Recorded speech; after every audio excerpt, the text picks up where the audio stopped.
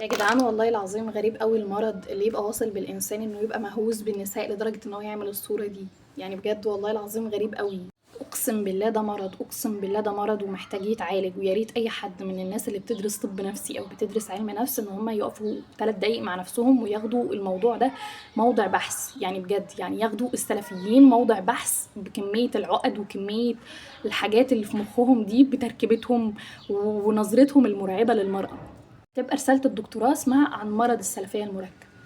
تميز أخلاقي وحشر مناخيرهم في حياة الناس وتسلط ورؤية إن ده يرتدي ده ولا لأ، وإن سقف الجنة جسمهم بيضاء كالشمع وحور العين وكمية هوس غير طبيعي غير طبيعي ومش معقول أصلا. يعني اللي هو إيه كمية المرض ده؟ ويا ريته حتى حالات فردية ولا شخص ولا اتنين، لأ دي مجموعة من الناس مقتنعة بنفس الاقتناع ده وبيقيموا الحد وبيكفروا ناس وبيعملوا ناس وشايفين إن هم لهم سلطة على ده.